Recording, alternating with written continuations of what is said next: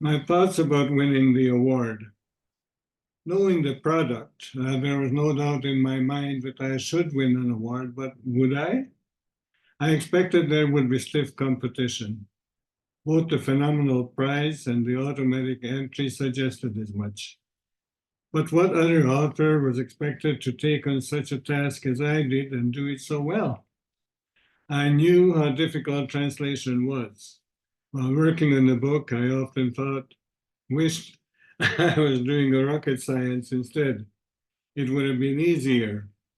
Translating poetry that preserved the authenticity of the original was exponentially more difficult still than mere translation.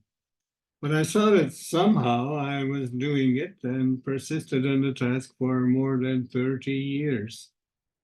I enjoyed the challenging work, but I was often driven mostly by desperation. I had been preparing myself to be my nation's next great poet, but was I? How did I presume to recreate the best poetic works of a nation through the centuries? Think only of the volume, never mind the quality required. I knew that no matter how many poems did I translate and how well, it would never be enough. What self-confidence, bordering on gall, did it take to address the task? To translate the best, I had to grow up to the best. Could I do that? Really? Moreover, to do the task justice, I had to provide a context. I had to know history. I knew some, but did I know enough?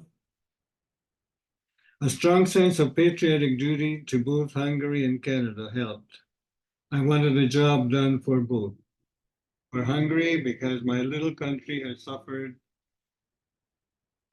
undeservedly bad press, and I thought it only would know the poetry of my people, it would not fall for negative propaganda. Sorry.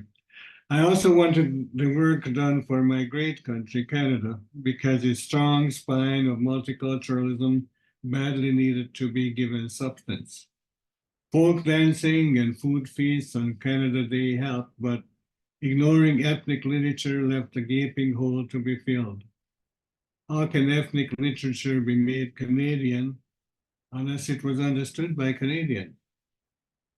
The same applies to the United States. I had good intentions, but I was haunted by the thought that the road to hell was paved with good intentions. I could easily do an inadequate job and do more harm than good.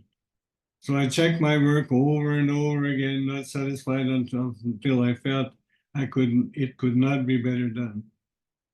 Ultimately, it was the emerging quality of the work that dispelled my fears and allowed me to go on. Lastly, there were two more causes that drove me on. The first was my mentor, John Mishkas, telling me that he knew of nobody else capable of the job. He compiled the annotated bibliography of ethnic Canadian literature, so he knew. The other thought was that my work won't prevent others from doing a better job in the future. Perhaps my work will serve as an inspiration. So what does winning this award really mean to me? First and last, a verification that I have achieved my goal. I created a book, really an instrument through which the English-speaking reader can enjoy Hungarian poetry as his own. My Atticus peer reviewer, K.C. Finn, was the first to recognize this, and since then, many others on Amazon testified to the same.